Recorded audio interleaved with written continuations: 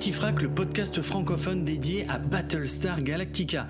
Je suis Draven et comme promis dans cet épisode hors série, je vous propose d'écouter la piste audio de la table ronde à laquelle j'ai eu la chance de participer le 30 septembre 2022 dans le cadre du festival Court-Métrange de Rennes. Intitulé Battlestar Galactica, la reconstruction de l'humanité, cette discussion était animée par Cyrielle Dauzière, la directrice du festival Court-Métrange, et j'étais accompagné d'Anne-Lise Melchion qui a écrit le livre Apocalypse Show qui traite des séries américaines décrivant des situations post-apocalyptiques et qui est disponible aux éditions Playlist Society. La vidéo de cette table ronde a été mise en ligne sur la chaîne YouTube du festival Court-Métrange le 27 avril 2023 et c'est avec l'autorisation de Cyrielle Dauzière que je vous partage sa piste audio. Vous noterez quelques coupures ici et là dans la discussion, mais ne vous inquiétez pas, c'est normal et c'est essentiellement pour des raisons de droit liées aux extraits de la série qui ont été diffusés pendant notre échange. Si vous n'avez pas encore vu la série en entier, je préfère vous prévenir que notre discussion contient quelques petits spoilers, mais ceux-ci sont plutôt situés dans les 2 premières saisons de la série. Allez, c'est parti, on repart dans le passé à Rennes le 30 septembre 2022 dans le cadre du festival Court-Métrange. Décollage.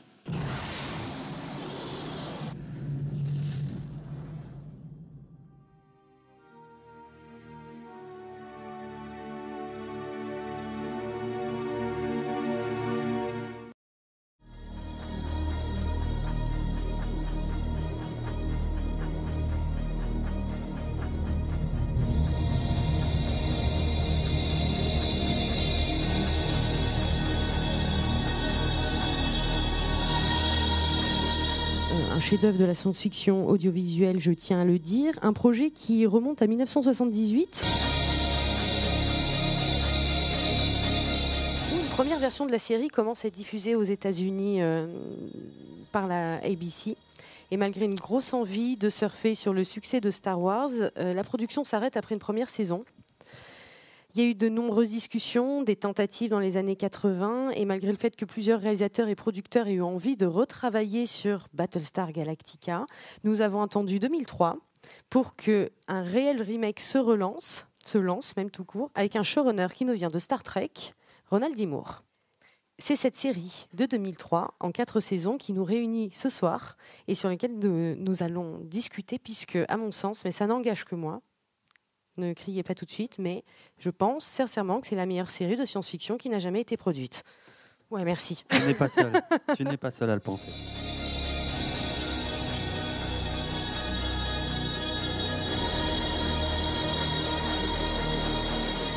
Un podcast qui est entièrement dédié à Battlestar Galactica. Oui. Et à ses côtés...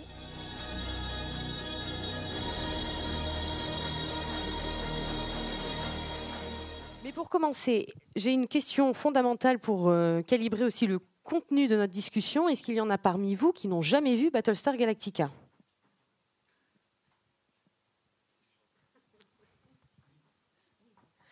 Ouais, c'est pour que nous, on puisse se calibrer sur qu'est-ce qu'on révèle, jusqu'où on va.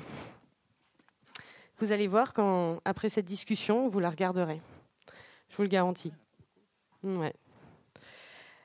Pour commencer, je vous propose qu'on se remette dans l'ambiance. Qu'est-ce que Battlestar Galactica ?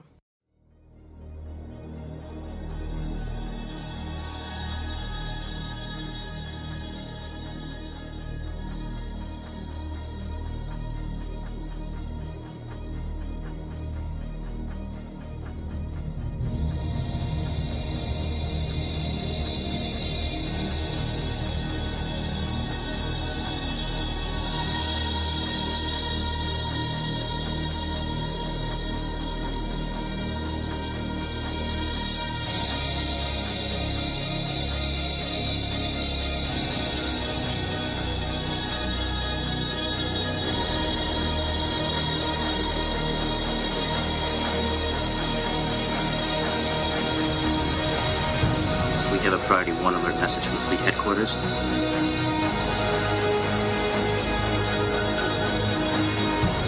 Moments ago, this ship received word of a Cylon attack against our home worlds is underway.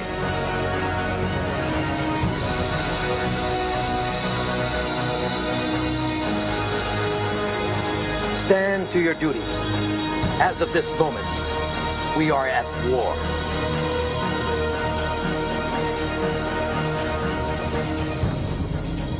I, Laura Roslin, do now avow and affirm that I accept the office of the President of the 12 colonies of Cuba.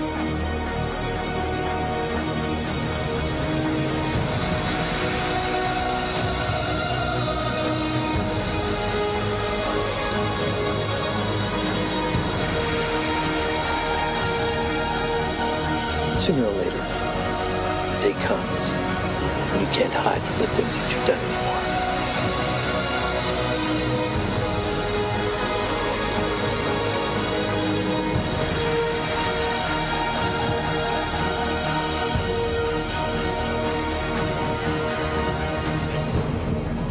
Humanity's children are returning home today.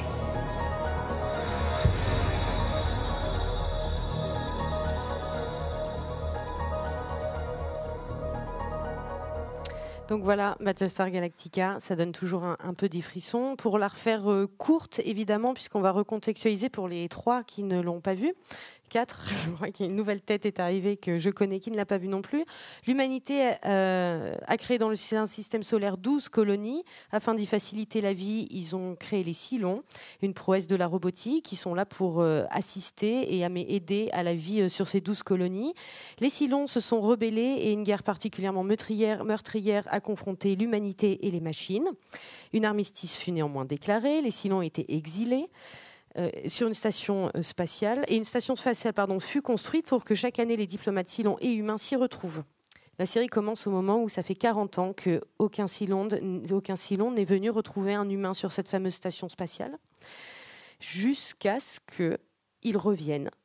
Ils ont évolué technologiquement, ils attaquent par surprise, les 12 colonies où vive l'humanité tout entière sont détruites et arrivent seulement à s'échapper quelques vaisseaux avec environ 50 000 survivants humains, dont le Battlestar Galactica, qui donne son nom à la série, une antiquité qui effectuait son dernier vol militaire d'honneur avant d'être mis au rebut.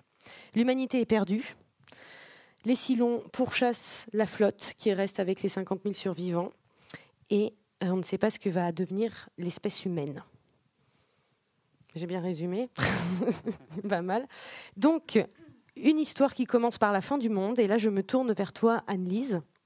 Juste comment Battlestar Galactica se déploie et conceptualise cette question de fin du monde. Alors justement, tu le disais très bien, ça commence par la fin. Donc c'est quand même pour un récit apocalyptique, c'est compliqué. C'est-à-dire qu'on a l'impression que c'est plié. Et pour autant, c'est la fin, mais c'est le début.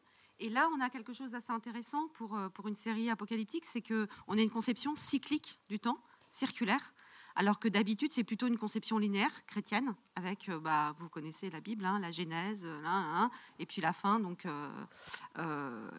la fin des temps, l'Apocalypse, qui est en fait l'Apocalypse qui ne veut pas dire la fin, c'est la révélation.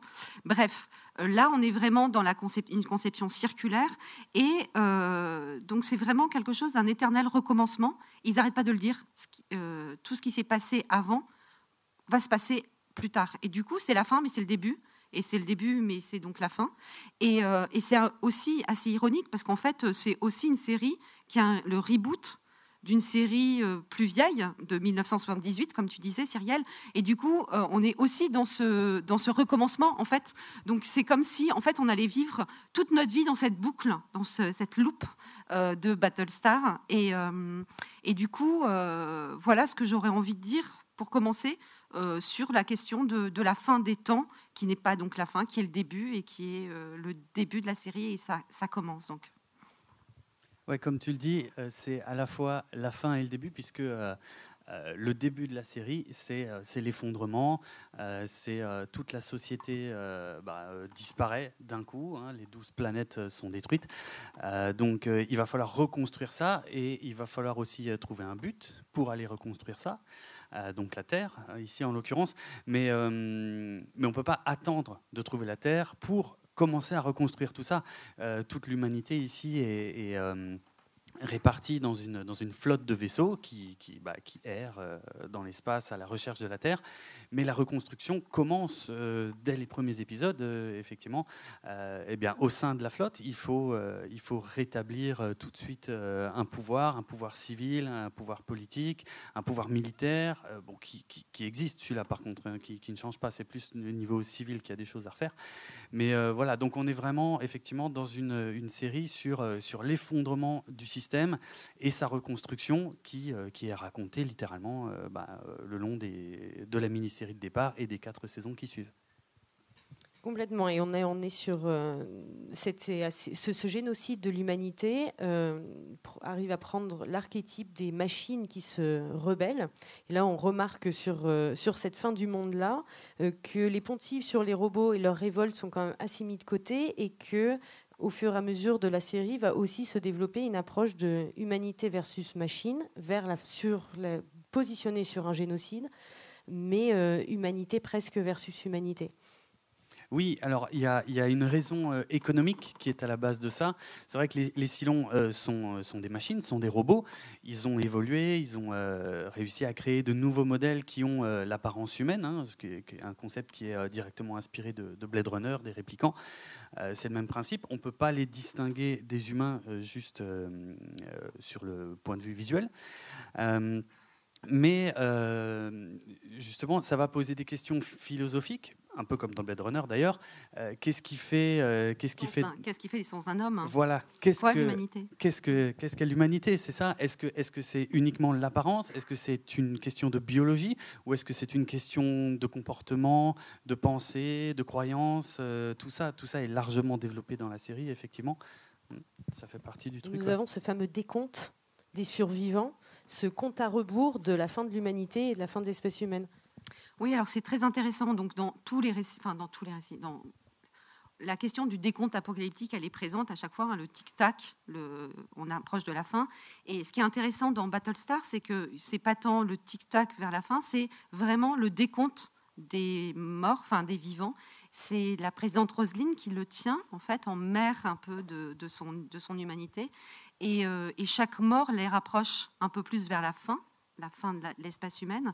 Et du coup, c'est hyper intéressant de voir que on est donc toujours dans ce suspense, hein, et donc ce décompte, et pas un conte. Pour la petite histoire, c'est dans la comment il s'appelle, le cinéaste allemand Fritz Lang, qui avait dans La femme dans la lune, qui avait commencé par, qui a fait le décompte ce décompte-là pour le lancement de la fusée, et ensuite les scientifiques s'en sont servis, et tous les décomptes, tous les fins du monde ont repris ce décompte apocalyptique, et du coup on est vraiment sur ce suspense, et donc est-ce qu'un jour on arrivera au nombre de 0, et à chaque fois ça baisse, et voilà. Donc c'est intéressant parce que pour le coup c'est assez inédit cette façon de décompter les vivants, les morts. C'est vrai qu'on part du principe qu'il y a environ 50 000 survivants, c'est tout ce qui reste de l'espèce humaine. Il faut leur trouver un foyer, mais aussi sur le chemin, il faut se débrouiller pour que ce nombre se maintienne, voire augmente si possible, puisque c'est de là que l'humanité est censée repartir. Et ce qui est hyper intéressant, c'est que ça pose des problèmes politiques et éthique. La présidente Roslin, c'est une féministe. Au départ, c'est vraiment une démocrate, et elle est féministe, et donc elle est pour le droit à l'avortement à fond, etc.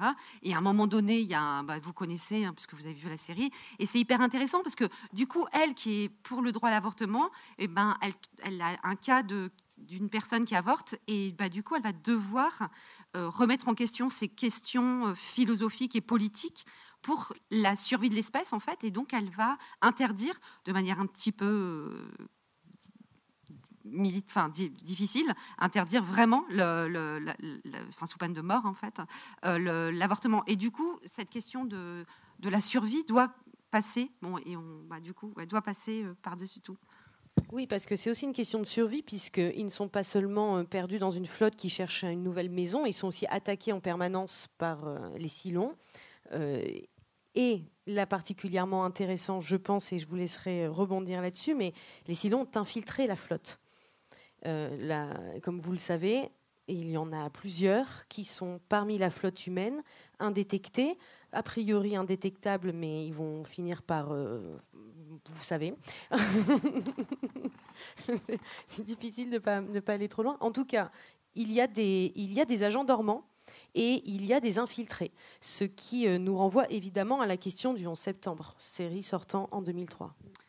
Oui, c'est ce qui en fait une série extrêmement politique, c'est qu'en fait, tous les enjeux de l'ennemi intérieur, puisqu'ils sont c'est déjà des agents infiltrés, donc ils sont dans le vaisseau, donc l'ennemi intérieur, c'est vraiment la question des guerres, enfin de 2001 en fait.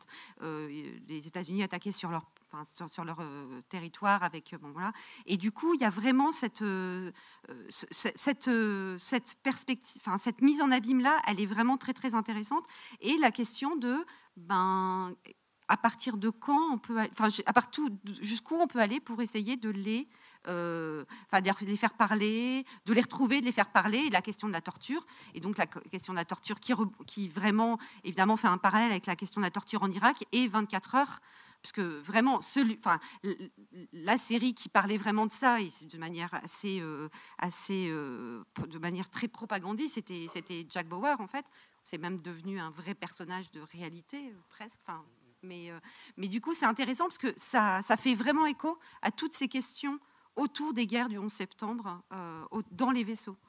C'est ça. Ronald D. Moore, quand on l'a contacté pour donc relancer Battlestar Galactica en 2002-2003, il a tout de suite vu cette opportunité de faire des parallèles avec les attentats du 11 septembre, parce que le thème était là. Voilà, on avait une attaque surprise, dévastatrice, synonyme de changement d'époque.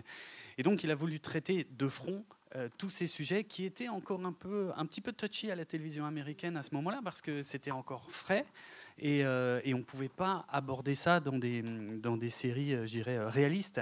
Alors que si c'est de la science-fiction, souvent les grands décideurs des chaînes disent « ouais, on s'en fout, de toute façon c'est bon, c'est juste des extraterrestres qui se tirent dessus avec des lasers ». Et donc Ronald D. Moore, lui, il s'est dit « ok, voilà, je vais en profiter pour faire des épisodes sur des attentats suicides ». Alors des attentats suicides de la part des Cylons au sein de la flotte, mais à d'autres moments de la série, également de la part des humains. Ce qui nous permet de nous faire réfléchir. De toute façon, c'est ce que Ronald D. Moore fait tout le temps. Il pose des questions, il ne donne pas forcément les réponses. Il nous invite à réfléchir sur des sujets difficiles. Comme avec l'avortement, la question est qu'est-ce qu'on fait quand il faut sauvegarder l'espèce humaine? Est-ce qu'on interdit l'avortement ou pas? Voilà. Il n'apporte pas de réponse claire. Il nous invite à réfléchir. Pareil sur les attentats suicides. Quand il nous met du côté des humains, des survivants, là, on se dit ah ouais, mais en fait, eux, ils ont une bonne raison d'aller faire des attentats suicides. On arrive à se mettre à leur place, on arrive à comprendre comment ils peuvent en arriver là, chose qu'on ne fait jamais avec le camp d'en face.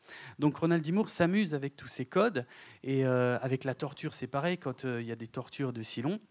Il y a une scène où Starbuck torture un Cylon, et elle lui dit « mais de toute façon, toi, tu n'es pas humain, donc tu ne peux pas ressentir la douleur, je peux te faire ce que je veux, vu que tu n'es pas humain ». Et ça fait écho à des choses qui font partie de l'entraînement militaire, où on déshumanise l'ennemi pour faciliter le fait d'aller le torturer, d'aller le tuer, d'aller tout ça. Donc voilà, et ça va loin. C'est dans un épisode d'ailleurs qui s'appelle Flesh and Bone. Cette torture-là, et torture, ou bien même des choses bien pires, bien pire. Enfin, il y avait aussi des questions de viol sur Capri Cassis, etc. C'est vraiment effectivement, il prend ces sujets-là qui sont très très durs. Et effectivement, il les met à distance parce que c'est dans l'espace, parce que c'est des Cylons, parce que c'est, voilà. Et pour autant, c'est quand même notre humanité qui est en jeu dans la façon dont on traite l'autre. Il parle de nous, de toute façon, même quand il parle des Cylons, il parle de nous, il parle tout le temps de nous, de notre société, du monde dans lequel on vivait au début des années 2000, mais avec des thèmes suffisamment larges et récurrents pour que la série reste largement d'actualité, même encore aujourd'hui, quoi, hein. Ça reste, ce que je dis souvent, c'est que c'est une série sur la gestion de crise. Et ce qui est soulevé dans la série peut s'appliquer à peu près toutes les crises majeures qui touchent le monde. Comme on en vit quelques-unes en ce moment, c'est le moment de revoir Battlestar Galactica. Clairement. C'est ça, c'est vraiment gouverner sous état d'exception en permanence, en fait, avec toujours le chantage à la survie. Et donc, pour survivre, il faut accepter vraiment beaucoup de choses. Et on peut dire qu'on en est bien conscient. Oui, puis cette éternelle limite de jusqu'où on accepte. On l'évoquait ensemble, à quoi bon survivre si c'est pour survivre comme ça, avec ces lois, avec ces potentiels schémas d'oppression. La série questionne ça en permanence. Ce qui nous questionne ça aussi en permanence, parce que la série a cette intelligence de, sans mettre en opposition, mais de faire dialoguer systématiquement deux formes de pouvoir, pour le pouvoir militaire et le pouvoir démocratique, à savoir, donc pour ceux qui n'ont pas vu la série, le Battlestar Galactica est un vaisseau militaire avec son équipage militaire, mais par contre, quand l'humanité est détruite, la 43e sur la liste de succession à la présidence de l'humanité, pour le coup, qui était secrétaire à l'éducation, se retrouve bombardée présidente et va incarner ce symbole du développement démocratique et de la reconstruction du système, c'est la continuité du système déjà existant dans l'humanité. Je vais vous montrer un petit extrait pour vous donner une idée de quels sont les différents axes qui sont développés autour de cette ambivalence militaire et démocratie. Vous ne voyez pas d'objection? La présidence recevra les nations acceptant les points qui sont prévus à l'ordre du jour. J'ai une objection, madame. La présidence donne la parole à Sagittaron. Tous les points prévus à l'ordre du jour sont importants, je vous l'accorde. Les distributions de rations, l'éducation... Apollo à Starbucks, sois très vigilante. Tout ça est très très important, c'est vrai. Mais je suis sincèrement indigné de découvrir qu'on ne trouve nulle part le point le plus crucial. Vraiment? Eh bien, monsieur Zarek, voudriez-vous nous éclairer? L'élection d'un vice-président. Si, et souhaitons que ce ne soit jamais le cas, il vous arrivait quelque chose, Madame la Présidente, nous n'avons aucun successeur désigné. La branche civile de notre gouvernement serait paralysée et laisserait la porte ouverte à une dictature militaire. Sagittaron propose que le premier point... Jérôme, est-ce que tu veux bien nous resituer cet extrait?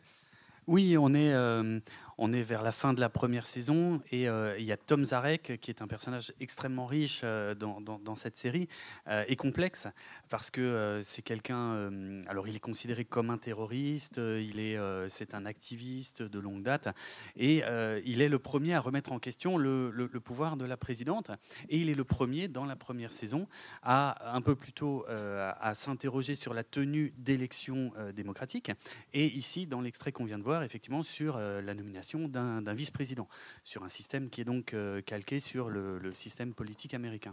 Parce que, en fait, ce qui se passe, c'est que quand donc il y a eu les attaques, il y a vraiment l'idée qu'à un moment donné, donc il y a les attaques et donc il y a cette dame, cette ministre de l'Éducation qui venait visiter le Battlestar Galactica, le vaisseau, et qui comprend en fait que c'est elle qui va être la personne à charge, puisque tous les autres sont morts, donc elle est la 43e sur la liste. Donc il y a une vraie continuité dans la rupture, c'est-à-dire que ce jour-là, sur le Battlestar, ils font une cérémonie d'investiture à la manière de Johnson en 63 à la mort de Kennedy. Vraiment, les images, c'est calqué, vous regardez les photogrammes, c'est vraiment... tout pareil. Donc il y a vraiment une référence à ce trauma américain. Et du coup, ce qui est hyper intéressant, c'est qu'il en parle d'ailleurs, du coup, Zarek, parce qu'il dit il faut absolument un vice-président. Donc, au cas où il y ait encore un président mort pour pouvoir continuer. Et donc, cette continuité dans la rupture, c'est hyper intéressant parce que du coup, ça légitime les institutions.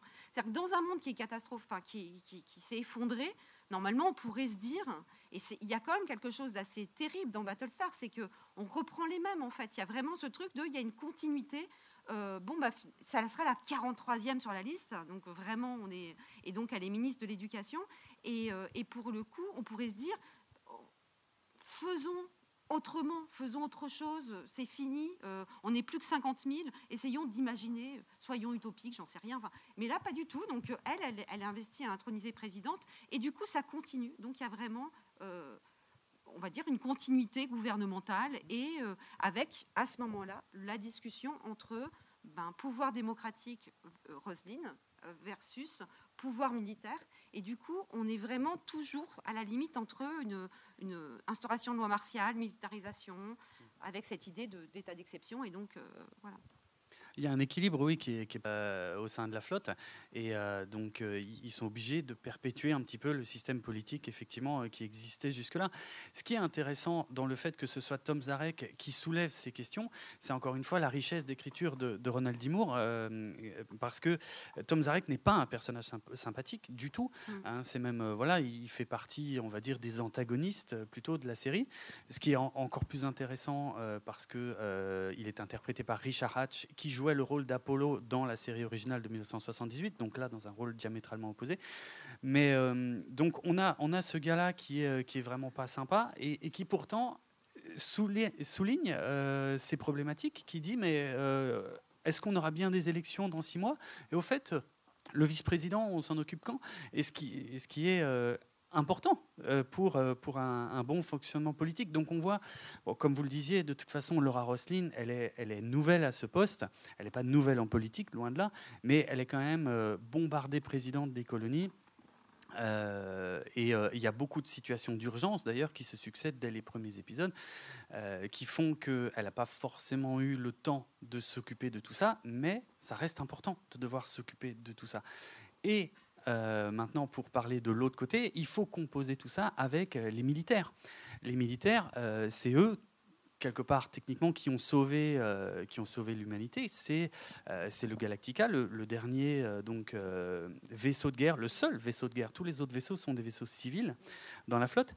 Donc, mais voilà, c'est eux qui ont réuni toute la flotte et qui ont dit on se tire et on poursuit un but qui est la Terre. Au départ, sans savoir si elle existe vraiment ou pas. Mais, et donc, c'est intéressant parce qu'il y a cette opposition qui se met en place très rapidement, d'ailleurs dès le pilote. Et cette complicité aussi. Et cette complicité. Alors, c'est ça qui va être très intéressant dans la richesse de la série, c'est que dès le départ, on a donc le commandant Adama qui traite la présidente nouvellement élue d'institutrice, de maîtresse d'école, voilà. Et on a elle d'un autre côté aussi qui doit essayer de prouver qu'elle est à la hauteur de cette tâche. Et c'est un petit peu valable pour Adama aussi, même si on s'en rend moins compte, parce que lui était loin d'être le commandant de vaisseau le plus glorieux de la flotte. Il était le commandant du plus ancien Battlestar, qui était sur le point d'être transformé en musée. Donc ils doivent tous les deux faire leurs preuves. Et il y a des moments dans la série où forcément ça les force à s'affronter un petit peu sur des débats d'idées, voire même sur des sujets d'organisation pure, quoi. Donc ça, c'est au cœur. L'organisation des questions matérielles, par exemple de la survie. À un moment donné, au tout début, il y a de l'eau, il y a un attentat, donc il n'y a plus d'eau. Et en fait, il y a vraiment cette question de comment faire pour récupérer l'eau. Donc, il y a toute une équipe qui va chercher l'eau, mais comment gérer les ressources quand elles sont vraiment amoindries. Le colonel Tai, par exemple, qui est vraiment pas content parce qu'il est entouré de civils. Et pour lui, c'est qu'une bande de femmelettes qui pensent qu'à se doucher, à prendre 3 douches par jour, alors que il n'en est pas là. Lui, c'est vraiment la question d'urgence, la question de la survie, etc. Et du coup, et en même temps, par exemple, Adama dit oui, mais on est entouré de civils, mais peut-être que c'est difficile, mais c'est aussi notre meilleure raison de se battre. Donc, c'est aussi pour eux qu'on le fait. Donc oui, ils nous tirent vers le bas, mais en même temps, c'est eux qui nous permettent de vouloir nous en sortir. C'est ça, c'est la vraie richesse de ce reboot de Battlestar Galactica, qui était totalement absent de l'original. Hein. Dans l'original, il n'y avait pas cette dualité du pouvoir. Et donc ici, il y a sans arrêt ces questions difficiles, voire parfois presque impossibles, où il faut à la fois protéger la flotte des Cylons qui peuvent arriver n'importe quand. Donc il y a toutes sortes de mesures de sécurité à prendre. Et d'un autre côté, il faut laisser un minimum de liberté aux gens de la flotte, un minimum de possibilités. L'exemple de prendre des douches, effectivement, est assez marquant dans cet épisode, hein, parce qu'on nous apprend, alors je ne sais plus si c'est dans des scènes coupées ou vraiment dans l'épisode, mais on nous dit qu'il y a effectivement des émeutes qui commencent à éclater dans la flotte juste parce qu'on a rationné l'eau. On nous le dit, à un moment donné, il y a une discussion et il s'est dit, il y a des émeutes, des manifestations, etc. Et de toute façon, il y aura des émeutes un peu plus tard, puisqu'il y a une loi martiale qui est décrétée, il y a des émeutes et les militaires tirent et il y a des morts. Oui. Et alors, c'est plus pour l'eau, c'est pour... je crois que c'était pour les émeutes, c'est plus tard. J'ai un trou de mémoire. Ouais, il y a plusieurs trucs. Oui, c'est possible. Non. Yes. Elle l'a coincé. Ouais. Et non, ce qui est hyper intéressant, c'est qu'il y a des émeutes et ils tirent. Oui. Enfin, il y a 49 000 personnes qui restent de l'humanité. Et on tire dans la foule. On tire dans la foule. Le droit à l'avortement. Voilà, et puis surtout, c'est violent, quoi. On est en 2004, on tire sur des Américains, on tire sur des Blancs, quoi. Enfin, c'est bizarre, hein, du coup. Ça, je sais pas ce que t'en as pensé, mais c'est un épisode bizarre. Bah, c'est dur, c'est bien sûr. Et même au tout début de la série, il en est aussi question très tôt avec le vaisseau prison. Il y a tous ces prisonniers qui sont là. Qu'est-ce qu'on en fait finalement? Effectivement, on est censé survivre. Est-ce qu'on ne devrait pas plutôt repenser ça plutôt que de perpétuer le fait que ils sont en prison et ils sont entre guillemets inutiles à la société? Donc toutes ces questions elles sont posées et évidemment que c'est extrêmement choquant quand il arrive des moments où l'armée en vient à faire la police et finit par tirer sur les manifestants. Il y a d'ailleurs une citation très célèbre dans la série à ce sujet. Moi je l'ai noté avec plaisir. C'est qu'une citation, on en reparlait avant que vous arriviez, qu'on aime beaucoup puisqu'on la retrouve dans beaucoup de manifestations dans le monde, aussi bien aux États-Unis que dans le printemps arabe en Égypte. Une citation qui vient de Battlestar, donc de Adama, et qui dit « Il y a une raison pour laquelle on sépare l'armée de la police. L'un combat des ennemis de l'État, l'autre sert et protège les citoyens.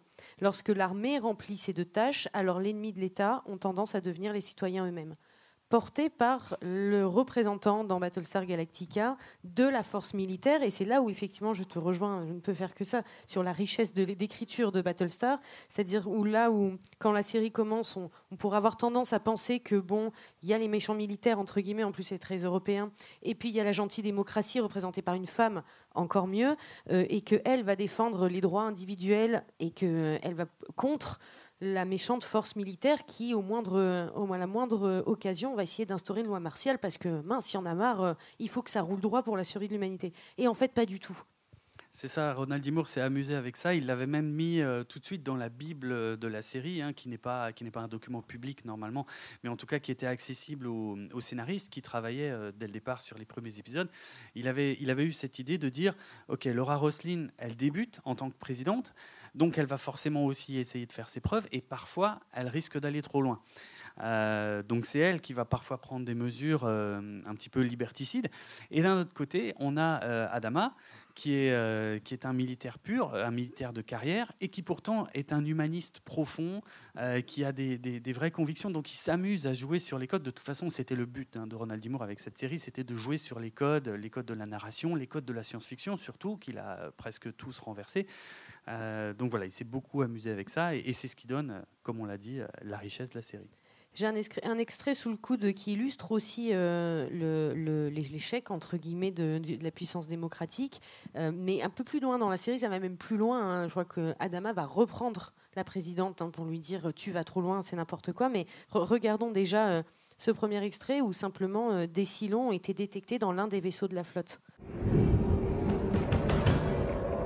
Les Cylons vont pouvoir être interceptés. Ils seront à portée de tir dans 2 minutes. Attention, alarme radiologique! Alarme radiologique. Venant d'où? De l'Olympique. Ils ont des armes nucléaires à bord. Madame la Présidente, nous devons éliminer le transporteur olympique immédiatement. Il y a 1300 personnes sur ce vaisseau, commandant. Nous n'en sommes pas sûrs. Les Cylons les ont peut-être déjà capturés. Elle va pas le faire. Elle doit le faire. C'est une décision qui revient à un autre, Gaius. Non. C'est Dieu qui décide. Il veut que tu te repentes. Écoutez, au point où nous en sommes, nous n'avons pas le choix. C'est eux ou bien c'est nous. Repens-toi de tes péchés. Et foi en lui et tu seras sauvé.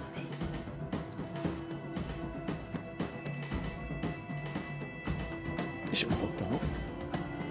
S'il le faut, je me repens. Oui. Je me repens. Faites-le. Voilà, notre magnifique présidente vient d'exterminer 13 000 personnes. C'est ça. Mais en même temps, en théorie, et en même temps, elle peut permettre d'en sauver. Du coup, ça permet de sauver les autres. Donc, c'est toujours ce dilemme. Et ce qui est terrible et ce qui est pas dans l'extrait, c'est que dans ce vaisseau, il y a un enfant. À un moment donné, on le voit avec son nounours, etc. Enfin, c'est terrible parce que du coup, on voit ce que ça veut dire et de ce dilemme-là et de ces enjeux-là. Et ça en fait pas une méchante pour autant. Et c'est là où c'est vraiment très intéressant, cette richesse des personnages, cette écriture, où ils ont tous leurs raisons. Mais d'ailleurs, c'est Fritz Lang qui le disait, il y a vraiment chacun a ses raisons, y compris les méchants, quoi. C'est ça, moi je voudrais vraiment pas être à la place de Laura Roslin au début de son mandat, parce que les premières décisions qu'elle a à prendre sont monstrueuses. Effectivement, alors l'enfant avec le nounours, c'est dans le pilote qui est avant. En fait, c'est quand ils doivent abandonner tous les vaisseaux qui n'ont pas la capacité de faire les bons PRL. Et donc l'enfant, effectivement, est resté sur un de ces vaisseaux-là. Et effectivement, là, quelques jours plus tard, elle doit reprendre une décision similaire où, effectivement, il faut abattre un vaisseau potentiellement encore rempli de ses occupants, mais ça, on n'en est pas sûr, parce que c'est ce vaisseau qui permet aux Cylons de les retrouver toutes les 33 minutes. Donc c'est monstrueux, mais elle n'a pas trop le choix, d'un autre côté. S'ils ne le font pas, l'humanité est perdue, dans les deux cas. Donc voilà le genre de dilemme horrible que Ronald D. Moore s'est entre guillemets amusé à mettre dans sa série. Il fallait qu'il mette régulièrement ces personnages face à des décisions impossibles. Même Adama et Roslin, malgré leur complicité qui grandit au fil des saisons, et le fait qu'ils arrivent à se comprendre de mieux en mieux et que chacun influence l'autre aussi sur son métier, il y a quand même des moments où Adama, je crois à la fin de la saison 1, il met Roslin en prison et il fait quasiment un coup d'État parce que il est plus d'accord avec elle.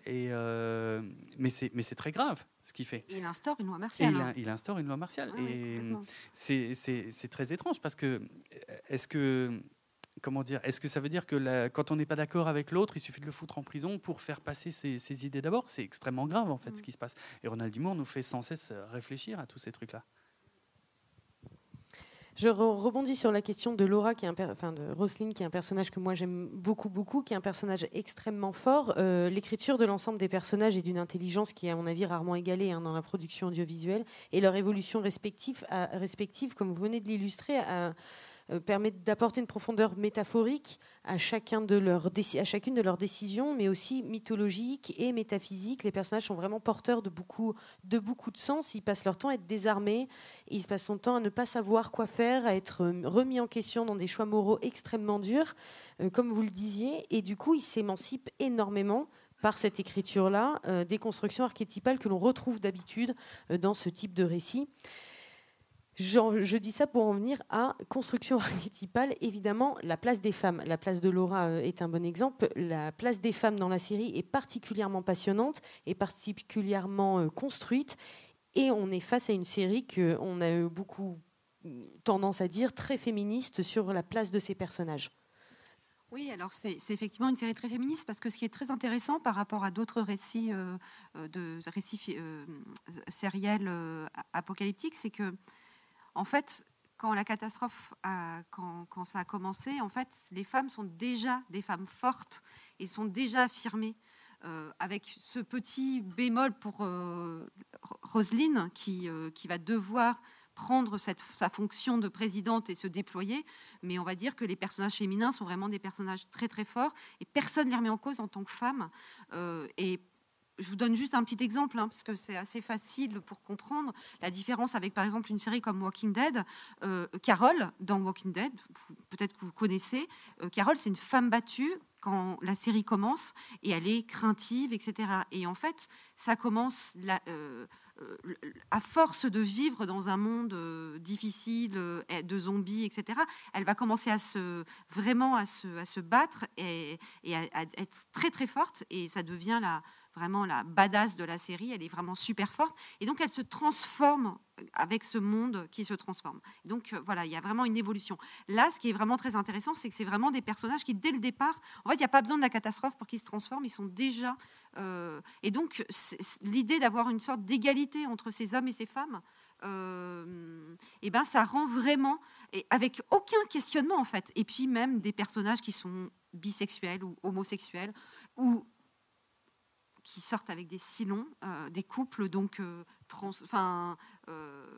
hybride, interespèces. interespèces. Enfin bref, sur plein de sujets, en fait sur tous les sujets de société, c'est une série qui est extrêmement novatrice. Ouais, c'était assez dingue, effectivement, de faire ça en 2003. C'était, entre guillemets, pas à la mode. On n'en parlait pas comme aujourd'hui. Et c'est ça qui rend la série intéressante et riche, c'est que Ronald D. Moore, il a mis ça naturellement dans sa série. Il a mis plein de personnages masculins, plein de personnages féminins à tous les postes, on va dire. On a la présidente, qui est donc littéralement la présidente, qui est au sommet. Et on a, je ne sais pas si je descends, on a Kali, qui est dans les hangars.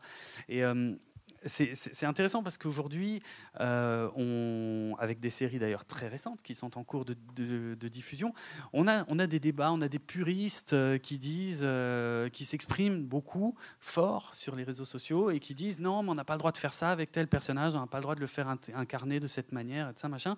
Et déjà à l'époque, ça s'est un petit peu produit. C'est un débat finalement qui est assez récurrent. On parlait de cycle, tout ça est déjà arrivé, tout ça arrivera encore. C'est pas un hasard cette phrase. C'est le propre de l'humanité de recommencer son histoire sans cesse. Et donc en 2003, enfin un peu avant, quand le rôle de Starbuck avait été attribué à une femme, ça avait fait scandale auprès des fans originaux, qui l'avaient fait savoir, qui s'étaient largement exprimés, qui ont envoyé des menaces de mort à l'actrice, qui l'ont huée. Il faut le préciser, je ne sais pas si on l'a déjà dit peut-être, mais effectivement dans la série de 78, Starbuck est un homme. Dans la version de 2003, ils ont casté une femme. Ils l'ont réécrit pour que ce personnage soit porté par une femme. C'est ça, et c'est pas le seul personnage qui change de sexe entre les deux séries, Boomer aussi, mais tout le monde s'est cristallisé sur Starbuck à l'époque, parce que c'est vrai que dans la série originale, Starbuck était considéré un peu comme le mâle alpha, le dragueur, un mec, quoi, un vrai mec qui fume des cigares, qui drague tout ce qui bouge. Voilà, donc forcément... Starbuck de cette version fume des cigares d'ailleurs. Absolument, ouais, c'est vrai. Parce qu'il n'y a pas de raison. Et drague tout ce qui bouge, il n'y a pas de raison. Ouais, c'est vrai. Mais voilà, mais déjà à l'époque, ça avait soulevé effectivement des protestations assez importantes. Et au final, Ronald D. Moore a réussi son pari, puisque Starbuck est ressorti de la série comme étant l'un des personnages les plus marquants, vraiment un personnage majeur d'une richesse incroyable. L'actrice est extraordinaire. Ouais. Et c'était une vraie chance de tomber sur elle, parce qu'elle était toute jeune, elle avait un peu d'expérience, mais pas tant que ça. Et effectivement, ils ont beaucoup travaillé ensemble sur ce personnage, sur la richesse de ce personnage, qui n'était, contrairement à ce que disaient les détracteurs justement au lancement de la série, qui n'était pas l'équivalent du Starbuck de 78 en femme. Non, c'est vraiment un autre personnage qui a été développé et qui a montré qu'elle avait toute sa place à cet endroit-là. Et comme je dis, elle reste comme l'une des actrices les plus emblématiques de la série encore aujourd'hui. Et une icône de l'ASF. Elle est devenue une icône de l'ASF. Je vais vous montrer un extrait pour illustrer un peu... Starbuck pour tous en disant elle a raison, elle est trop forte. Elle est trop forte. Incroyable, Starbuck. Donc, évidemment, c'est une séquence, un extrait un peu rigolo. Il y en a plein des extraits où Starbuck se bat, où elle picole, etc. Mais on avait envie de montrer où elle joue au poker. Mais on avait envie de montrer aussi d'un moment où elle n'était pas proche du personnage de 78, mais où le nouveau personnage se déployait. Là, dans cette salle, entourée d'hommes. Apollon avec ses bras nus, bien musclés, comme ça. Et d'abord, s'il te plaît, Starbuck, ne dis rien. Et en fait, si, je vais parler et je vais avoir raison. Et alors, juste sur la mise en scène. Parce qu'il y a des mots-clés super importants qui sont dits dans cet extrait et qui traduisent la volonté de Ronald D. Moore, qui est tout simplement de demander leur avis aux gens à qui on ne demande jamais leur avis et qui sont pourtant tout aussi qualifiés. Et c'est ce que dit Adama. Il dit, moi, je veux connaître l'approche de Starbuck parce que je voulais un avis non conventionnel, parce que c'est toujours eux-mêmes qu'on demande leur avis. Et voilà, il y a des personnes qui sont tout aussi qualifiées, qui sont là. Et pourquoi on s'en servirait pas ? Starbuck est une icône féministe, j'en suis un peu persuadée, d'autant plus qu'elle va avoir un rôle très important dans le développement de l'histoire de Battlestar Galactica, mais n'allons pas trop loin pour ceux qui ne l'ont pas vu. D'autres personnages féminins sont également très forts. Je pense à numéro 6, qui est la grande prêtresse des Cylons et qui développe une relation particulièrement étrange avec Gaius, qui sera aussi une forme de prophète au fur et à mesure du développement de l'histoire. Ouais, alors elle est vraiment l'icône de la série, dans le sens où elle en est presque aussi devenue la représentation promotionnelle. Hein. Les affiches, les coffrets DVD, enfin, elle était au milieu de tout dès le départ. Ils l'ont beaucoup mise en avant. Alors, on va pas se mentir, pour probablement des raisons purement esthétiques à la base. Mais c'est une mannequin. Voilà, parce qu'elle était mannequin avant d'être actrice. Mais pareil, Ronald D. Moore est allée au-delà des conventions de l'écriture de ce genre de personnage. Elle n'est pas là juste pour faire la belle. Elle incarne énormément de choses. Elle incarne l'ennemi, la séduction de l'ennemi, la tentation. Alors là, on est dans un concept purement biblique, effectivement. La tentation qui vient d'une femme, hein, c'est littéralement au début de la Bible, la tentation qui vient par la femme, le jardin d'Éden et tout ça. Mais il joue avec ça, il joue avec ces codes pour amener de la richesse et de la complexité dans la série. C'est-à-dire que là où une lecture un peu basique de la série serait de dire oui, elle est juste là pour faire la belle avec Gaius Baltar. Non, elle apparaît... Alors, une des versions de ce personnage apparaît en vision à Gaius Baltar pour parfois amener des questionnements et donc un peu plus de richesse. Alors ça permet aussi de donner un côté visuel à toutes les questions que se pose Baltar dans sa tête, puisque sa nature n'est pas claire dans la série. On ne sait pas si elle est un implant dans le cerveau de Baltar, ou si elle est simplement si elle est juste la manifestation des réflexions de Baltar. Mais il y a plusieurs versions d'elle, et effectivement c'est une arme. Hein, c'est une arme qui a été développée par les Cylons pour être une arme de séduction. C'est comme ça, d'ailleurs, qu'elle a fait tomber l'humanité à la base. Ça commence par elle, en fait. Ça commence par elle. Et d'ailleurs, la première phrase, c'est « T'es un humain ? Oui. Prouve-le. Oui. Prouve que tu es un humain. » Ouais, c'est super intéressant. Et elle l'embrasse. C'est ça. Et elle est l'incarnation comme ça de cette sensualité, du rapport au corps que recherchent les Cylons. Ça, on va l'apprendre au fil de la série. Mais ils sont à la recherche quelque part de leur humanité. Là, on peut refaire plein de parallèles avec le Blade Runner de Ridley Scott, effectivement, où voilà, ils se posent des questions sur ce qu'ils sont. Ils savent qu'ils ont été construits, manufacturés. Alors, je ne sais pas si on peut dire manufacturés, parce qu'eux ont été construits par d'autres Cylons, techniquement. Mais en tout cas, c'est pas une fin en soi. Après, ils veulent vivre des choses, ils veulent ressentir des choses. Et dès la première saison, il y a des questionnements sur l'amour, sur la possibilité de ressentir de l'amour. Elle-même, au départ, fait semblant d'être amoureuse de Baltar dans la mini-série pilote. Mais après, on voit qu'il y a des choses qui vont se développer chez elle, chez d'autres Cylons. Et donc, voilà, on a cette sensibilité qui est aussi présente dans la série grâce à tous ces personnages féminins qui sont au cœur du récit, qui sont vraiment pas juste des accessoires pour attirer le chaland en disant regardez, dans notre série il y a une mannequin en petite tenue un peu dans tous les épisodes. Ouais, elle porte la structuration du récit effectivement souvent, et numéro 6 est un personnage extrêmement étonnant. Il est très très surprenant au fur et à mesure de son déploiement sur les bascules mythologiques, sur les bascules religieuses, évidemment qu'elle va porter, puisque moi je ne peux pas en dire beaucoup, mais vous voyez ceux qui l'ont vu, c'est un personnage extrêmement fort qui va être une clé et qui va prendre la responsabilité d'énormément de choses au fur et à mesure du développement de la série. Son intrigue, effectivement, le Battlestar Galactica commence avec Baltar qui trahit l'humanité à cause d'elle, mais en fait il va y avoir des renversements systématiques sur ces questions de trahison et qui protège qui. La série va se développer en rendant de plus en plus ambigu ces questionnements-là au fur et à mesure. La question raciale est évidemment posée face à tout ça. Quand on a... Alors, on ne veut pas parler de race, mais là on a deux espèces. Ben oui. Et d'ailleurs ils sont nommés par les racistes, ils sont nommés les grille-pains, les toasters.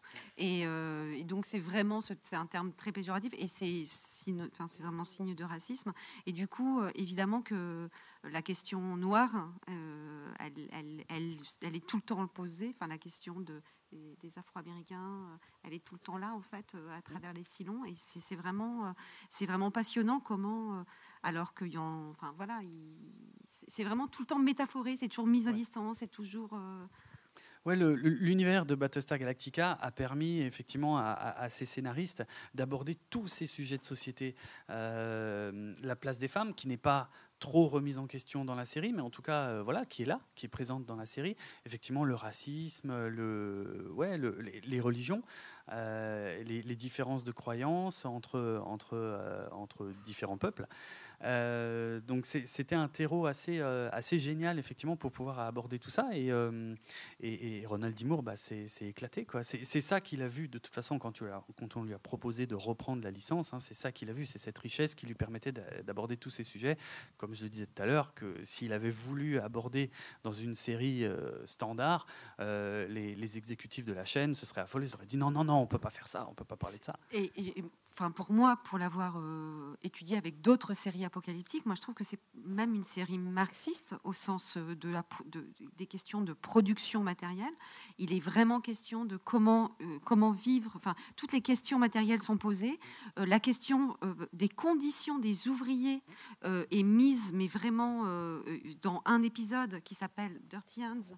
En fait, c'est grève générale. Enfin, en plus, on a vraiment. Enfin, il y a un épisode qui s'appelle Bastille Day, c'est révolution. Enfin, on a vraiment comme ça, et pour le coup, il y a une remise en question donc d'une société très ordonnée en fait, où il y a vraiment une volonté d'éclater cette société de classe, et puis donc tout cet univers de la raffinerie d'Utilium, on a vraiment l'impression d'être dans Germinal avec, pour ceux qui ont vu la série, vous voyez bien ces enfants qui travaillent, ces chariots, le charbon qui coule, etc. Et puis des enfants donc de 12 ans, et donc des revendications, on en a marre de travailler 16 heures par jour. C'est ça, les libertés individuelles sont souvent au cœur des problématiques qui traversent la flotte. C'est marrant parce qu'on considère que ce reboot est plutôt orienté à gauche, effectivement, politiquement, alors que la série originale des années 70 était plutôt très à droite, dans le sens où c'était les militaires qui décidaient de tout, et de toute façon, il y avait presque personne qui remettait ça en question. Mais là où c'est très à gauche, c'est qu'il y a vraiment la question, contrairement à d'autres séries apocalyptiques, où la question matérielle, en fait, il n'y a plus rien, mais en fait, les gens mangent, on ne sait pas comment, enfin, les gens survivent sans parler des conditions de production. Et du coup, le fait d'être dans la matérialité de la survie, ça en fait, je pense que c'est ce qui en fait une série très, très à gauche. Et je pense notamment à par exemple, 24 heures chrono, on dit c'est une série à droite, etc. Puis il y a des gens qui disent c'est une série à gauche, etc. Et c'est très intéressant de voir comment les gens essayent de s'accaparer, alors que les créateurs, je ne pense pas qu'il avait une volonté d'en faire une série politique, en tout cas politiquement ancrée dans un espace. Clairement. Ronald D. Moore, que ce soit en ce qui concerne la politique ou la religion, il ne prend pas parti. Lui, son but, c'est de nous interpeller sur des sujets et de nous dire qu'est-ce que vous feriez vous dans ce cas-là, parce que c'est pas si simple qu'on pourrait le penser. L'humanité est complexe. Voilà, c'est ça, ouais. exactement. Donc, il y a un épisode très marquant qui a vieilli de façon assez surprenante. Il y a un épisode qui parle d'un peuple, je ne sais plus, je crois que c'est les Sagittarons, mais j'ai peur de me tromper, qui refuse les traitements médicaux et des vaccins par conviction religieuse. Et qu'est-ce qu'on fait avec ça ? La question se pose, qu'est-ce qu'on fait avec ça ? Est-ce qu'on les oblige ? Est-ce que ce sont les militaires qui doivent s'en mêler ? Ou est-ce qu'on fait ça par du dialogue ? Ou est-ce que tout simplement on respecte les convictions de chacun et on les laisse faire ? Ce sont quand même des sujets durs qui sont abordés dans cette série qui est à la base est censée juste parler d'humains qui tirent au laser sur des robots. Sur des robots, oui. qui font des jumps dans l'espace, comme ça. Et effectivement, il y a... C'est très intéressant pour ça, sur non seulement il déploie le politique, mais il déploie aussi le spirituel. Quand on parle beaucoup de prophétie dans Battlestar Galactica. Toute la reconstruction de l'humanité, c'est comme ça qu'on a intitulé notre rencontre, finit par se positionne sur le politique, sur tout ce dont on vient de discuter, l'échange avec le pouvoir militaire, etc. Mais en fait, se positionne sur un schéma prophétique et sur des apparitions de prophètes et sur des replis communautaires et sur une dérive même du politique. Et moi, il y a un élément que j'avais adoré la première fois que j'ai découvert cette série, c'est que le fait, et ce n'est pas anodin, que les humains soient polythéistes, alors que les Cylons sont monothéistes et ne croient qu'en un seul Dieu. Tout ça pour dire que Battlestar Galactica réinvente une mythologie complète. Et juste par rapport à ça, ce qui est très intéressant, c'est de redonner du sens à l'humanité. Et c'est Adama, à un moment donné, qui dit il ne suffit pas de survivre, il faut avoir de bonnes raisons de vivre. Et c'est la question de la recherche de la Terre promise, de la 13e colonie, etc., de donner d'apporter de la spiritualité aussi dans la flotte pour pouvoir avoir de l'espoir et d'avoir envie de continuer. Et du coup, on est vraiment dans cette recherche-là. La spiritualité fait partie intégrante de l'humanité. Ronald D. Moore le sait. Il est ouvertement athée. Et ce qui est assez amusant, parce que j'ai entendu plein de fois qu'on reproche à la série son orientation très religieuse, notamment sur la fin. Alors c'est vrai que la spiritualité prend de l'importance sur la fin, mais ça ne veut pas dire que, enfin pour moi, parce que justement Ronald D. Moore est suffisamment malin pour que chacun puisse quand même en faire son interprétation, mais pour moi il ne fait pas la promotion de la religion. Alors la religion, elle est au cœur de Battlestar Galactica, et ça c'est une raison historique qui est liée à la série originale de 1978 qui avait été créée par Glenn Larson. Glenn Larson, il faut savoir qu'il était membre de l'église de Mormon, et il a insufflé ça dans l'univers qu'il a créé lorsqu'il a créé Battlestar Galactica. Et il a repris des grandes mythologies. Donc effectivement, les personnages ont des noms inspirés des mythologies grecques, romaines un petit peu. On a quand même cette histoire d'un peuple qui fuit l'endroit où il est maltraité pour aller trouver une terre promise. C'est l'histoire de l'exode du peuple juif, littéralement. Donc voilà, tous ces concepts religieux sont au cœur du truc. Et en plus de ça, Glenn Larson a rajouté là-dessus des concepts purement mormons, comme le fait que on peut considérer, si on se base sur l'Ancien Testament, on peut considérer que les survivants juifs étaient répartis en 13 tribus, 13 colonies, 12 en fait dans la Bible, et il y a encore aujourd'hui plusieurs peuples autour de la Terre qui se considèrent comme la 13e tribu du peuple juif. Et les Mormons, justement, font partie de cela et se considèrent comme la 13e tribu du peuple juif. Et pareil, dans la religion mormone, il y a des questions spatiales que je ne maîtrise pas forcément très bien, mais en tout cas, Dieu, si ma mémoire est bonne, siège sur une planète qui s'appelle Kolob. Et Kolob, voilà, il a juste inversé deux lettres. Très, très proche, ouais. Voilà, et ça nous donne la planète Kobol. Donc, bref... Tout ça a été repris par Ronald D. Moore, mais de façon effectivement bien plus riche et pour y réfléchir, puisque toutes ces prophéties qui sont présentes dans la série nous font aussi réfléchir, je trouve, sur l'importance qu'on leur accorde, sur le fait de prendre des éléments religieux et d'en faire une inspiration pour notre vie. Par exemple, je vais partir sur, et je crois que tu as un extrait, lorsque la présidente Roslin est intronisée présidente, elle prête serment sur les rouleaux sacrés et elle demande la présence d'une prêtresse. Veuillez lever la main droite et répéter après moi. Moi, Laura Roslin. Moi, Laura Roslin. Déclare aujourd'hui et affirme. Déclare aujourd'hui et affirme. Que j'accepte la fonction de présidente des 12 colonies de Kobol. Que j'accepte la fonction de que j'accepte la fonction de présidente des 12 colonies de Kobol. Que je protégerai et défendrai la souveraineté des colonies. Que je protégerai et défendrai la souveraineté des colonies. De toutes les fibres de mon être. De toutes les fibres de mon être. Ronald D. Moore s'amuse parfois à nous montrer, il y a, vers la fin de la première saison par exemple, il y a un moment où Laura Roslin commence à penser que peut-être elle correspond à quelque chose qui est dans des écrits très anciens et qu'elle est peut-être la sauveuse de l'humanité qui figure dans ces écrits. Mais dans le même épisode, on a Gaius Baltar qui est un escroc, un menteur et tout ce qu'on veut, qui prend d'autres éléments et qui se réfère aux mêmes écritures et qui se dit « Ah, mais c'est peut-être moi, en fait, l'envoyé de Dieu. » Oui, complètement. C'est beaucoup déconstruit, c'est beaucoup réanalysé. Effectivement, il emprunte à différentes mythologies religieuses diverses et variées à travers le monde pour n'avoir pas d'avis, effectivement. Il n'empêche que le Dieu unique est pensé et créé par des robots. C'est ça, c'est un aspect qui est rarement souligné, mais Battlestar Galactica nous raconte l'histoire d'une guerre de religion. C'est une guerre de religion entre les monothéistes et les polythéistes. Et c'était une façon pour Ronald D. Moore aussi de nous faire réfléchir à ce qui se passait à l'époque en Irak, en Afghanistan, au Moyen-Orient, qui, sous toutes sortes d'excuses, ressemblait quand même pas mal aussi à une guerre de religion moderne.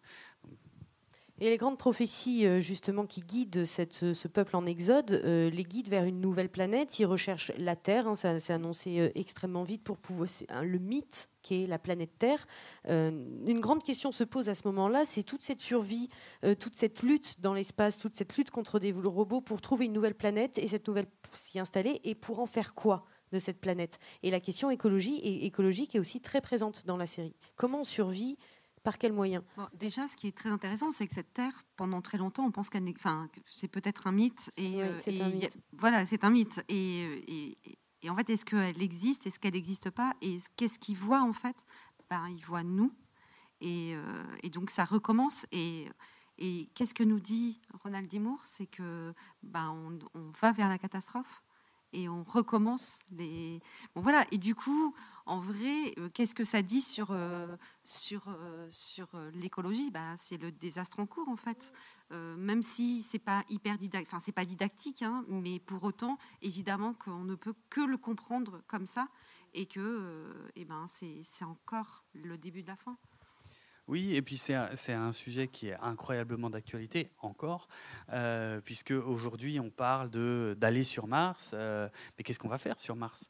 C'est un sujet qui est très présent dans la science-fiction et depuis longtemps, qui est très simple au final, c'est de dire à quoi ça sert d'aller ailleurs si c'est pour recommencer ce qu'on a fait et qu'on a tout cassé et qu'on a tout détruit là où on était.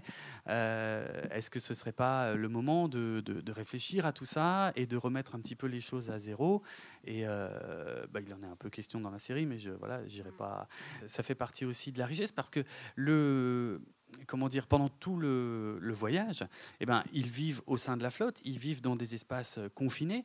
Donc ils ont aussi ce besoin de se poser, d'ailleurs, besoin qui se présente à plusieurs reprises pendant le cours de la série. Où les gens vont sur une planète, New Caprica, qui est après colonisée, etc., qui est sous mandat si long. Et qui est peut-être pas idéal, mais les gens en ont marre. Ils ont juste envie de se poser et de dire « Ok, on voudrait... » voir autre chose que les vaisseaux et ça a l'air bien en fait si on faisait ça quoi, même si c'est pas bien c'est pas bien, c'est pas bien, non, très bien non mais c'est intéressant d'en parler quoi, c'est intéressant de nous faire réfléchir là-dessus parce que c'est humain d'en avoir marre d'être confiné, on le sait, et puis d'être tout le temps en fait pourchassés, en fait c'est pas tant qu'ils sont confinés, c'est qu'ils sont confinés dans une...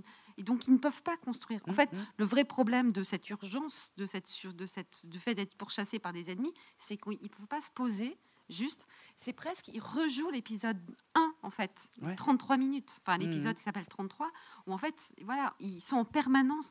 Et c'est terrible. Voilà, il y a vraiment cette idée qu'ils sont encore dans cette loupe. Et ils ne se poseront pas pour pouvoir se dire, bon, allez, qu'est-ce qu'on fait? Et tout à l'heure, quand je disais essayer de repenser un nouveau système, c'est pas possible. Quand on est pourchassé par des silons qui nous veulent du mal, on va pas se poser pour se dire bon alors c'est quoi, on pourrait relire un peu des trucs pour se dire que c'est quoi le meilleur système politique qu'on pourrait faire. Pas le temps de faire ça. Non. Quand on parlait de science-fiction, effectivement, que la science-fiction a beaucoup développé quand même cette idée d'aller coloniser de nouvelles planètes et d'aller trouver de nouveaux foyers pour l'humanité. Battlestar Galactica, qui débarque en 2003, est quand même un virage pour la SF franchement monumental, sur une approche de la science-fiction beaucoup plus naturaliste, beaucoup plus réaliste, beaucoup plus psychologique, que est très très très loin de Star Trek, que j'aime beaucoup Star Trek, c'est pas du tout la question, mais vraiment un autre visage. Ça a été objectivement un vrai virage Battlestar. Oui, c'était ça vient de l'histoire de Ronald D. Moore qui, effectivement, avant de travailler sur Battlestar Galactica, a été scénariste pendant 10 ans sur Star Trek. Il a travaillé sur Star Trek Next Generation, il a travaillé sur Deep Space Nine, et il a aussi été frustré pendant toute cette période parce qu'il avait plein d'idées, il avait envie de faire des choses, il avait envie d'innover avec l'univers de Star Trek. Et souvent, on lui disait non, tu peux pas faire ça dans Star Trek, c'est pas possible. Non. À chaque épisode, presque, on repart à zéro et puis on maintient toujours le statu quo. Et quand il a eu l'opportunité de travailler sur Battlestar, il a dit non, mais ok, là je vais en profiter, je vais faire tout ce qu'on m'a pas laissé faire sur Star Trek et je vais m'éclater. Du coup, c'est à ce moment-là où il décide de retirer tout le côté, du space opéra, tout le côté opéra en fait. C'est ça, oui, exactement. Je ne sais plus comment il le formule dans sa Bible, mais c'est comment faire du space opéra sans l'opéra, je crois, un truc comme ça. C'est le naturalisme dans la science-fiction ou comment faire du space opéra sans l'opéra. Oui, d'ailleurs, parfois quand on regarde ces batailles dans l'espace, on a un peu l'impression que c'est filmé comme on pourrait filmer un reportage de guerre. On suit, on est déstabilisé, on perd la netteté de l'image, il n'y a pas de son dans l'espace et il le retravaille très bien pour quelque chose qui a 20 ans. Il a voulu bousculer tous les codes et donc bousculer aussi les spectateurs pour dire, écoutez, vous avez tous vu Star Wars, vous avez tous vu Star Trek, on va faire autre chose. Vous avez tous vu des plans bien propres dans l'espace et tout. Maintenant, on va tout faire caméra à l'épaule. Même dans le Battlestar, il le disait, littéralement, il dit, moi, je veux que quelqu'un qui zappe, qui tombe sur un épisode, ait l'impression qu'il arrive sur un documentaire dans un sous-marin. Il a voulu changer ça. Alors, il a un peu plus respecté les lois de la physique que la plupart des séries de science-fiction, notamment aussi dans les mouvements de vaisseaux, dans les combats spatiaux, dans le fait qu'il n'y ait pas de bruit dans l'espace. Alors dans Battlestar, il y en a peu parce que il y a aussi un côté spectaculaire qui manque s'il n'y a pas du tout de son. Il a voulu éviter qu'on tombe sur des espèces extraterrestres régulièrement, comme ça pouvait être le cas dans Star Trek. Et du coup, c'est un côté très réaliste, tout en étant de l'anticipation totale, parce que c'est pas des terriens en fait. C'est quand même fou en fait. C'est réaliste sans être réaliste et pour autant c'est hyper réaliste. Et c'est ça qui a fait le succès de la série, c'est-à-dire que en France, on le sait moins, mais Battlestar Galactica, il y a bientôt 20 ans, a réussi exactement la même chose que ce qu'a fait Game of Thrones plus récemment, c'est-à-dire d'attirer un public qui n'était pas friand de science-fiction, comme l'a fait Game of Thrones avec la fantasy. Au départ, oui, c'est un produit qui s'adressait aux fans de science-fiction, bien sûr, mais Ronald D. Moore avait cette vision dès le départ de dire, moi, je veux sortir de ces trucs-là, je veux arrêter de faire des aliens avec des bosses sur le front, des choses comme ça, qui peuvent être rebutants pour une partie du public, et ça a marché, ça a cartonné à partir des saisons 2, 3, 4, c'était une série majeure aux États-Unis qui drainait un public hyper large, c'est le genre de phénomène qui arrive quand même assez rarement. On a eu Game of Thrones, on a eu Walking Dead, mais c'est quand même pas si courant les séries de genre qui arrivent comme ça à fédérer un public aussi large. Et c'était par toutes ces décisions de vouloir s'éloigner de tous les canons de la science-fiction traditionnelle que Ronald D. Moore a réussi à faire ça. Oui, et puis pour parler de l'actualité en fait, tout simplement. Donc, il y avait vraiment c'est parce qu'il y avait aussi ces sujets-là que ça a pris, parce que ça a parlé à tous les Américains. Oui, c'est ça. Qui avaient vécu le trauma du 11 septembre. Ça parlait d'eux, ils se sont rendus compte que ça parlait d'eux-mêmes. Et il y a des épisodes qui ont fait scandale. J'en parlais, l'épisode où on a des attentats suicides qui sont perpétrés par les humains. Il y a des gens qui ont vu ça, ils ont dit je suis en train de regarder quoi là, en fait c'est pas forcément ce que je suis venu voir. Donc ça a bousculé les gens et alors ça a affolé un peu la chaîne évidemment. Par contre Ronald D. Moore lui il exultait parce que c'était ce qu'il voulait, c'était ce qu'il recherchait et il a comme ça quelque part redonné ses lettres de noblesse à la science-fiction dont le rôle est selon moi de nous faire réfléchir au monde dans lequel on vit dans tous les cas, donc chapeau à lui. Je pense qu'on est très très très très loin d'avoir fait le tour, mais le temps tourne. On avait envie de se tourner vers vous. Est-ce que vous avez des questions ou des commentaires sur ce qui vient d'être dit ou sur Battlestar Galactica? Alors, je suis ça d'assez près pour mon podcast et pour l'instant, ça a l'air d'être au point mort.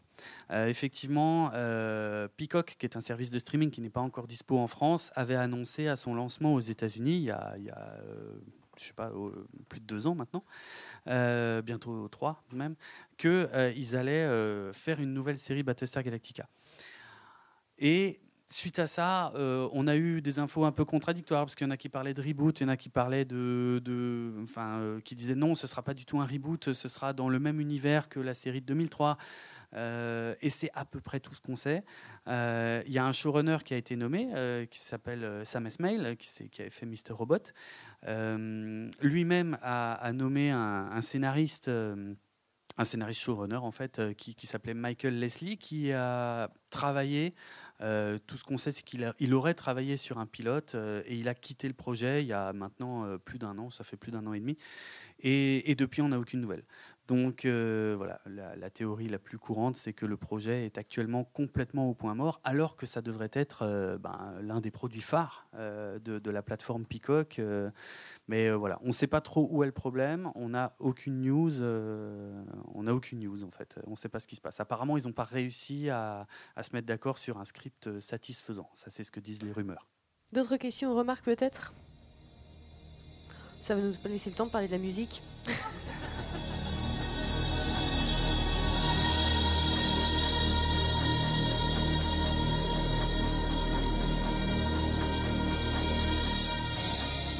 C'est dans la continuité de ce que je disais avant, c'était la volonté de Ronald D. Moore de sortir des canons. Et les canons, c'est John Williams et Star Wars. Ce qui est amusant, parce qu'avant 1977, ce n'était pas du tout le canon de la science-fiction. Hein. La musique symphonique associée à la science-fiction, avant 1977, c'était pas une évidence, c'était même presque étrange. Il y avait Kubrick qui l'avait fait, et c'était d'ailleurs ça qui avait inspiré Lucas pour Star Wars. Bref. Mais donc, dès le départ, Ronald D. Moore dit... Je veux pas de ça, je veux autre chose, je veux une autre approche, je veux quelque chose qui se rapproche plus de la world music, avec des sonorités différentes qu'on n'entend pas, avec des instruments traditionnels, avec des percussions. Donc on a des percussions qui viennent du Japon, on a des violons, mais un petit peu seulement, pas un orchestre complet. On a... un instrument arménien dont le nom m'échappe, je sais plus, bref. Et donc on s'inspire comme ça d'un album de Peter Gabriel qui est sorti dans les années 80-90. On s'inspire de différentes choses et surtout on s'éloigne vraiment des canons. Et ce qui est intéressant, c'est que quand on entend les interviews de Bear McCreary, donc Bear McCreary, il n'a pas travaillé sur la mini-série pilote, mais Richard Gibbs, qui lui s'est occupé de la série pilote, donc il a posé un peu les bases de cette approche musicale-là. Mais après, il n'a pas souhaité rester pour la série. Et donc, Bear McCreary, qui était son assistant, qui était quelqu'un qui venait... Enfin, c'était un étudiant, en fait. Il n'avait aucun bagage. Et donc, il s'est retrouvé bombardé, responsable de la musique de la série à partir de la saison 1. Et c'est intéressant parce que quand il le raconte, il dit, voilà, Ronald D. Moore avait des instructions très claires. Je ne veux pas de thème lié à des personnages, pour s'éloigner de ce qu'a fait John Williams. Et en même temps, par exemple, la chanson de Dylan, c'est la chanson des Cylons. Donc, bien sûr. Ça permet à chaque fois de se référer à un Cylon. Alors, c'est ça qui est très amusant dans le travail de Bear McCreary. C'est ce qu'il raconte d'ailleurs, c'est qu'il dit, au début, j'ai fait de mon mieux pour respecter ça, et c'était très difficile, parce que... mais du coup, ça lui donnait aussi une liberté d'expérimenter avec la musique de la série. Mais c'était extrêmement difficile, effectivement, de ne pas associer de thème à tel ou tel personnage. Et si on regarde la série, ça revient en fait. Ça finit par venir naturellement. Il y a des thèmes qui sont associés à numéro 6, il y a des thèmes qui sont associés à Boomer, il y a à Starbug, voilà, il y a de la musique d'inspiration irlandaise qui est associée à la famille Adama, et ainsi de suite. Et il y a même de la musique symphonique qui finit par revenir en fait par la petite porte dans la série. Et Glass aussi, à Philip Glass, il y a des morceaux de Philip Glass qui sont joués. C'est possible. Non, tu vois pas non, ça me dit rien. J'ai pas les numéros des épisodes, mais c'est possible.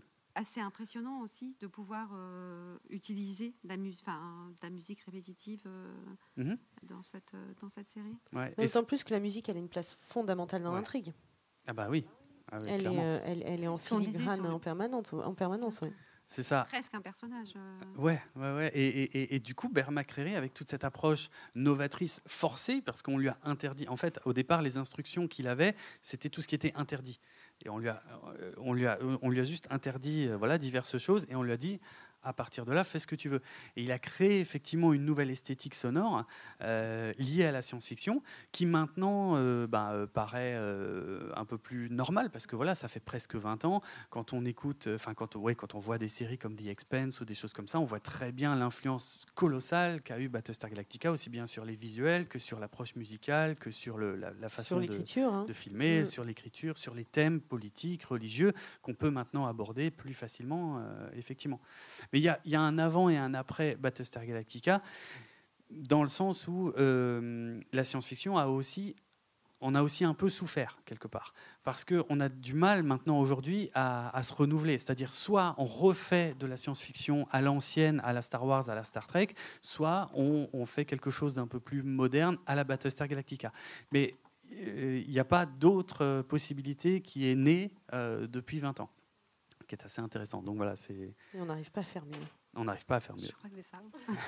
C'est ça. Et il ne le savait pas il y a 20 ans, mais effectivement, Battlestar Galactica, on pourrait dire que plus ou moins, ça résume quand même un peu nos 20 dernières années, et qu'elle est incroyablement d'actualité aujourd'hui sur tous les thèmes que la série porte. Et ce qui est surtout très bluffant, c'est qu'elle porte des thèmes extrêmement complexes, des thèmes métaphysiques, des thèmes de société, des thèmes politiques. On a fait le tour de tout ça. Elle porte des thèmes extrêmement complexes, mais ne délaisse absolument jamais la tension scénaristique. C'est-à-dire que c'est une réelle beauté d'écriture de réussir à aller très très loin dans la réflexion, tout en étant toujours incroyablement en tension et avoir une écriture scénaristique impeccable. Ouais, c'est là que Ronald D. Moore a aussi été génial, parce que quelque part il savait ce que venait chercher le public dans ce type de série. En plus, aux États-Unis, encore qu'en France, par l'ancienne génération, la série originale était un peu connue aussi. Mais voilà, il savait que la plupart des gens allaient au départ regarder cette série juste pour voir de la science-fiction. Comme on regardait, de la science-fiction entre guillemets basique, quoi. Comme on regardait peut-être juste Farscape, Firefly, ça machin. Et encore, Firefly est un mauvais exemple, parce que il y a une écriture en fait qui a fait sortir cette série effectivement de son concept de base qui était assez simple. Et c'est la même approche qu'a eu Ronald D. Moore, effectivement, c'est de ce concept de base, de s'amuser avec des thématiques complexes, mais aussi de temps en temps, tous les certains nombres d'épisodes, de quand même d'offrir aux spectateurs on va dire plus férus de science-fiction, ce qu'ils sont venus chercher. Donc il y a quand même des combats spatiaux, il y a quand même une guerre entre des humains et des machines, ça reste extrêmement présent. Des suspens terrifiants. Ouais, ben c'est vrai. Et il a trouvé vraiment l'équilibre, je dirais, quasi parfait entre tous ces éléments, entre se faire plaisir à lui et surprendre les spectateurs et spectatrices avec du contenu qu'ils n'attendaient pas forcément de ce type de série télé. Et c'est pour ça, effectivement, que la série vieillit extrêmement bien et qu'elle reste d'actualité, parce qu'il y a sa qualité d'écriture qui est intemporelle, en fait. Un personnage qui est super bien écrit, il le reste toujours, quoi. Et c'est valable même pour des récits mythologiques fondamentaux, quoi. Donc voilà, quand une mythologie est bien écrite, elle est bien écrite, point. Et on peut y trouver, c'est ça qui est cool, c'est qu'on peut y trouver plein de trucs différents dans cette série. On peut avoir des réflexions philosophiques, on peut être amené à réfléchir sur le pouvoir politique, tout comme on peut y aller pour avoir des combats spatiaux ou juste des personnages extraordinairement bien écrits. Il y en a pour tout le monde. Anne-Lise, tu veux le mot de la fin? C'est fini. This is the end. C'est le début de la fin. Non, en fait, non, c'est ça. Mon Dieu, le cauchemar. En fait, non, ce qui est hyper intéressant, c'est que donc moi, j'ai été amenée à travailler sur cette série, mais sur plein d'autres séries.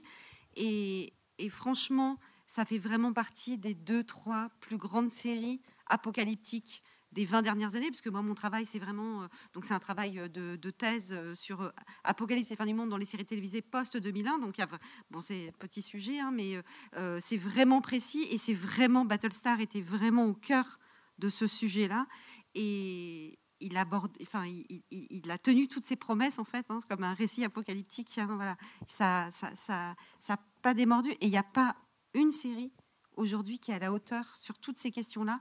Parfois, c'est une très bonne série politique, parfois, c'est une très bonne série métaphysique, mais qui aborde toutes ces questions. Il n'y en a pas, en fait. Et on parle de reboot, mais je me dis, c'est quoi l'intérêt, en fait? Parce que c'est presque comme si il y avait... Enfin, je vois pas comment on pourrait faire mieux, en fait. Je suis d'accord. Et pourtant, je ne peux pas m'empêcher de me dire que si on avait réfléchi comme ça il y a 20 ans, et il y en avait qui réfléchissaient comme ça, qui disaient mais pourquoi refaire Battlestar Galactica, c'était très bien comme c'était, voilà. Mais c'est un réflexe totalement humain de dire moi j'ai eu un truc parfait, j'ai eu un truc que j'ai adoré, je veux pas que quelqu'un y touche pour en faire autre chose. Pourquoi en faire autre chose? Non. Non, mais c'est que malgré tout il y a quand même un manque d'originalité, y compris dans les récits qu'on nous donne à voir et dans les récits d'effondrement. Hein, et pour le coup, j'ai envie de dire, mais attaquons-nous à des sujets. Enfin, d'autres façons, en fait. Voilà. Alors déjà, si c'est pour refaire à l'identique, mais voilà, essayons de creuser d'autres imaginaires et essayons de trouver, d'inventer des récits, en fait. On a besoin de s'inventer des récits et des récits qui pourraient aussi nous permettre, nous, de combler notre désespoir et notre difficulté à être dans le monde actuellement, en fait. Toutes les réponses sont dans Battlestar. Toutes les réponses à l'humanité sont dedans. En tout cas, toutes les questions y sont, ça, sans rigoler. Je pense qu'on en a quand même toutes, évidemment. Ça ne veut rien dire, mais une très très grosse partie. Toutes les questions de l'humanité sont dans Battlestar Galactica. Si quelqu'un a une question, il est encore... Ah, oui.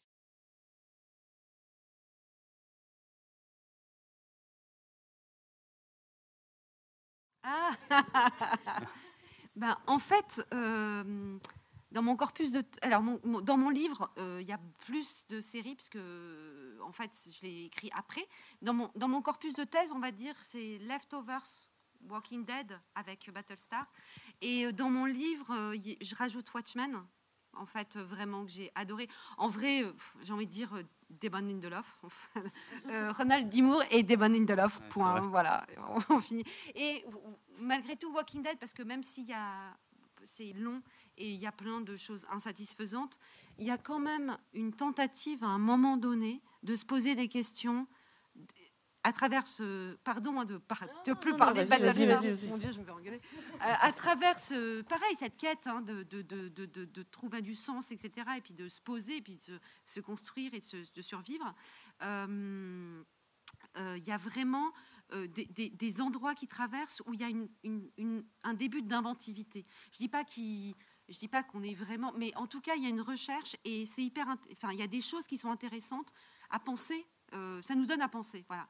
Et vraiment, parce que ce que je dis, c'est qu'il y a, je reprends ce que dit Jameson. Hein, Hollywood préfère imaginer la fin du monde que la fin du capitalisme. Et pour le coup, il y a un réel manque d'imagination et d'imaginaire. De la part des showrunners américains, mais en vrai du monde, de notre idéologie actuelle, et dans les séries sérielles, parce que quand on est dans les romans d'anticipation, etc., c'est pas du tout le cas. Hein, quand on pense à Damasio, etc., il y a tout un courant de la SF, de la littérature qui est génial de ce point de vue-là, qui est très utopique et qui vraiment est réjouissante. Nous, on nous donne à voir des choses qui sont terriblement dures, et j'ai envie de dire peut-être que Battlestar est une des moins dures. Hein. Il y a vraiment dans Battlestar cette idée que, y compris dans l'obscurité, il y a toujours, dans le désespoir, il y a toujours de la lumière qui jaillit, et justement à travers ces exemples de construction de personnages si complexes, etc. C'est jamais fini, même si c'est tout de suite c'est fini. Je prends le micro, c'est la fin. Merci. Merci beaucoup.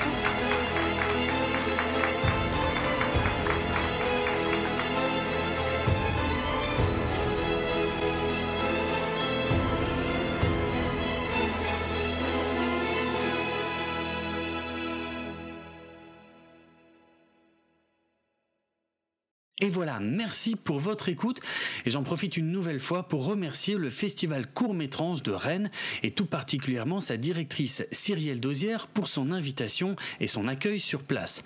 Un grand merci également à Anne-Lise Melchion avec qui on a bien continué à discuter après cette table ronde très sympa, ainsi qu'à tous les bénévoles du festival qui ont été adorables, sans oublier Nicolas Martin, grand fan de Battlestar Galactica, qui était président du jury du festival et avec qui j'ai pu échanger quelques mots, même si c'était malheureusement beaucoup trop court. Et je vous dis ça a littéralement duré 15 secondes. Mais ce n'est que partie remise.